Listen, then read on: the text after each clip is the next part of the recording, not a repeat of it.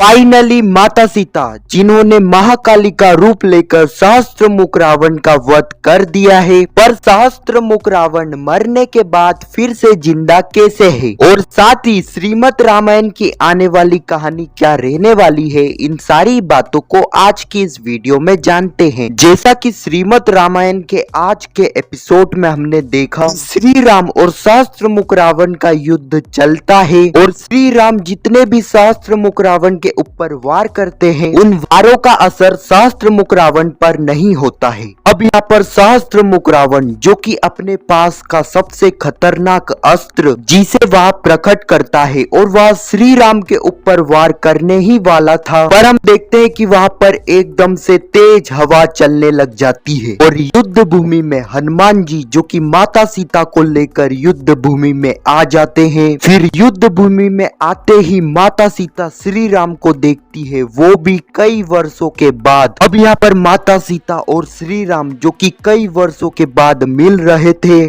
तो यहाँ पर श्री राम और माता सीता काफी ज्यादा भावुक हो जाते हैं। अब यहाँ पर माता सीता, जो कि श्री राम को कहती है कि आर्य जल्दी से मुझे आज्ञा दीजिए ताकि मैं इस राक्षस से युद्ध कर सकूं। अब यहाँ पर विभीषण भी श्री राम को कहता है कि श्री राम जल्द से माता सीता को बिना विचार करे आज्ञा दे दीजिए। फिर हम देखते हैं कि श्री राम, जो कि माता सीता को आज्ञा दे देते हैं। अब यहाँ पर हनुमान जी, जो कि सहस्त्रमुख रावण को अपनी पूंछ से बांध देते हैं और वह सहस्त्रमुख रावण के ऊपर वार करने ही वाले थे, पर वहाँ पर उन्हें माता सीता रोक लेती है और कहती है, हनुमान इसे छोड़ दो, इसका अंत तो मैं ही करूंगी। फिर हम देखते हैं कि माता सीता, जो कि सहस्त्रमुख रावण को कहती है कि दुष्ट, तूने अयोध्या की भोली भाली जनता को भड़काया, उनके अंदर अपनी असुरी सोच को डाला, जिस वजह से सिया और राम को इतने वर्ष के लिए अलग होना पड़ा, इसका दंड तुझे अवश्य ही मिलेगा। अब यहाँ पर सहस्त्रमुख रावण जी से यह पता है कि उसका अंत माता सीता के हाथों ही होगा और उसकी मौत उसके सामने ही खड़ी है। अब यहाँ पर सहस्त्रमुख रावण, जो कि युद्ध भूमि छोड़कर तो जा नहीं सकता, अब यहाँ पर सहस्त्रमुख रावण, जो कि माता सीता को कहता है, मुझे पता है कि मेरी मृत्यु नारी के हाथों ही होगी, पर तू मेरी मृत्यु का कारण नहीं बनेगी। फिर हम देखते हैं कि यहाँ पर युद्ध प्रारंभ होता है और उस युद्ध भूमि में एकदम से एक भवंडर पैदा होता है और वह भवंडर माता सीता और सहस्त्रमुख रावण को अलग ही स्थान पर लेकर आ जाता है। इसके बाद वह क्षण आता है जिस क्षण का हम बेसब्री से इंतजार कर रहे थे। अब यहाँ पर माता सीता, जो कि अपने महाकाली वाले रूप में आ जाती है।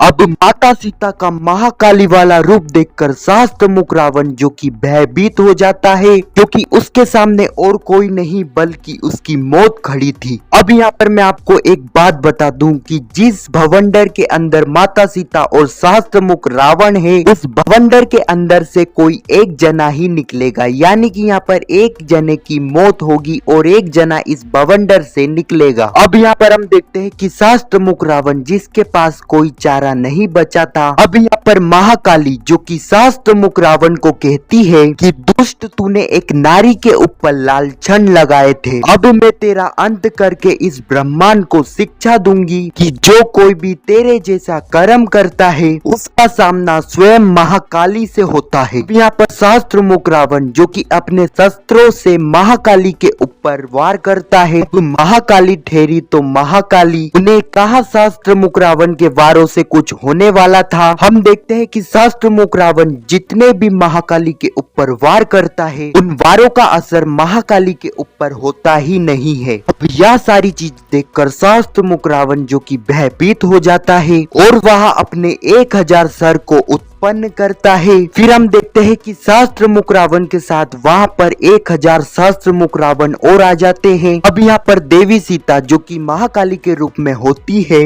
वह सहस्त्रमुख रावण के ऊपर अपना पहला वार करती है। फिर हम देखते हैं कि महाकाली के एक ही वार से सहस्त्रमुख रावण के 1000 सर, जो कि एक ही वार से सारे ही सर कट जाते हैं। अब यहाँ पर सहस्त्रमुख रावण के 1000 सर, जिन सरों का उन्हें घमंड था, वह 1000 सर महाकाली सहस्त्रमुख रावण से अलग कर देती है। ना ही तो सहस्त्रमुख रावण के 1000 सर रहेंगे और ना ही कभी सहस्त्रमुख रावण अपने 1000 सरों को उत्पन्न कर पाएगा। अब यहाँ पर सहस्त्रमुख रावण जो कि पहले से ही डरा हुआ था और वह यह सारी चीजें देखकर और डर जाता है। अब यहाँ पर उसे यह बात पता थी कि अगर यहाँ पर वह थोड़ी देर और रुकता है तो महाकाली उसका अंत कर देगी। अब यहाँ पर सहस्त्रमुख रावण जो कि यह युद्ध छोड़ने का निर्णय लेता है और वह इस भवंडर से निकलने की कोशिश करता है। अब यहाँ पर जैसा कि मैंने आपको बताया था कि इस भवंडर से तभी निकला जाएगा तब यहाँ पर किसी का अंत होगा। अब यहाँ पर सहस्त्रमुख रावण जैसे ही इस भवंडर से निकलने की कोशिश करता है पर वह भवंडर सहस्त्रमुख रावण को निकलने नहीं देता है और वह भवंडर सहस्त्रमुख रावण को महाकाली के सामने पटक देता है। अब यहाँ पर महाकाली जो कि अपने एक शस्त्र को प्रकट करती है और वह शस्त्र सहस्त्रमुख रावण की तरफ छोड़ देती है। अब यहाँ पर वह शस्त्र सहस्त्रमुख रावण की तरफ तेजी से जाता है। अब यहाँ पर सहस्त्रमुख रावण के 1000 सर जो कि पहले से ही माता काली ने काट दिए थे।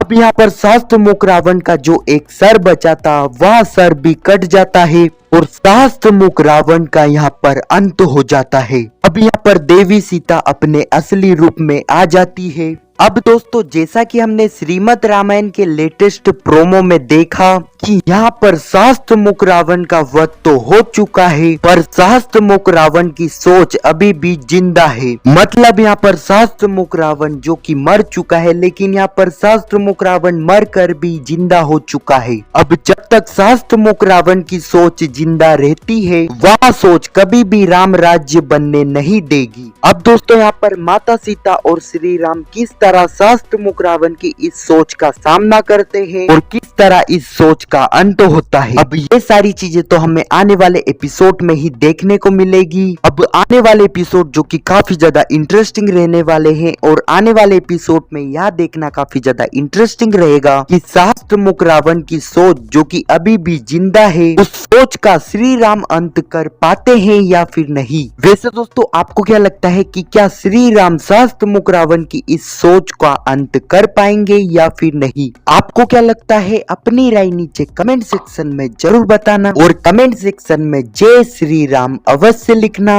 और श्रीमद् रामायण के आने वाले एपिसोड और लेटेस्ट एपिसोड की ऐसी इंटरेस्टिंग और अपडेटेड वीडियो के लिए हमारे चैनल को सब्सक्राइब कर देना।